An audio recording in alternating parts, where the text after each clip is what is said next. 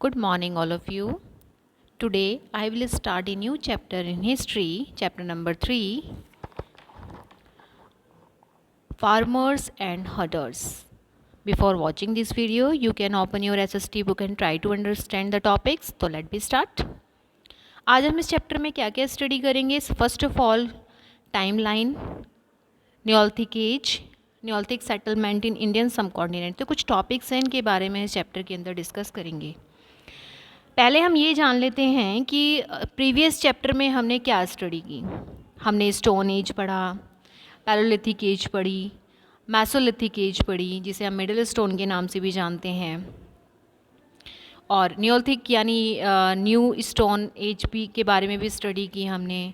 Last chapter में हमने tools के बारे में जाना, हाउ टू मेड टूल्स, किस तरीके से बनते हैं टूल्स, हाउसेस कैसे बने, हट्स कैसे बनी, आर्ट एंड आर्किटेक्चर के बारे में जाना, और केव पेंटिंग क्या होती हैं, इन सब के बारे में हमने स्टडी की। और साथ ही साथ हमने क्या स्टडी की, इन्वेंशन ऑफ फायर, व्हील के बारे में भी हमने जाना। इन्वेंशन ऑफ व्हील के बारे में भी हमने डिस्कस किया। तो ये सारी चीज़ें हमने जान ली। साथ ही और क्या जाना हमने लास्ट चैप्टर में, domestication of plants and animals, burials के बारे में स्टडी की।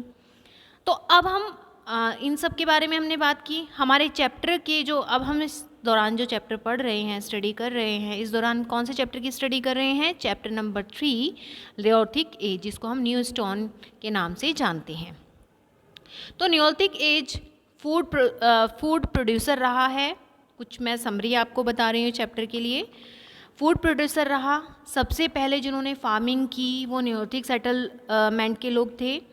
ज़्यादातर जो फार्मिंग की जाती थी वो रागी और होर्स ग्राम यानी कुल्थी की जाती थी। यहाँ के लोग थे वो हाउसेस में रहते थे जो मड्स एंड रीड्स के बने होते थे। मेहरगढ़ के लोग सबसे एडवांस्ड माने जाते थे नियोलिथिक एज के दौरान। हाउसेस जो थे वो मड्स और ब्रिक्स के बने थे मेहरगढ़ के अंदर। जो एडवांस जो जगह साइट मानी जाती थी वो नियोलिथिक थी।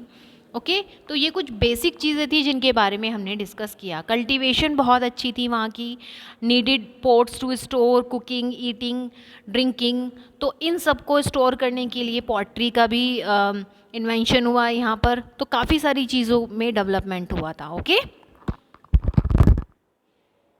Okay limitation of people of stone tools and weapon made of stone as they could not settle down from hilly areas। Limitation जो थी लोगों की वो इसलिए थी क्योंकि वहाँ पर जो वेपन्स थे, जो टूल्स बने हुए थे वो स्टोन से बने हुए थे। तो लोगों को सेटलमेंट कहाँ करना पड़ता था? हिली एरियाज़ में, क्योंकि आप जानते हैं स्टोन रॉक्स ये कहाँ पर हो जाती हैं, कहाँ पर मिलती हैं? ये हिली एरियाज़ में मिलती हैं। तो ज़्यादातर जो लोग थे वो कहाँ पर रहना पसंद करते थे? हिली एरियाज़ में, क्योंकि वहाँ उनको फूड भी मिल जाता था ईजीली और उनको टूल्स भी उनको बनाने में बेनिफिट रहता था वहाँ पर। ओके,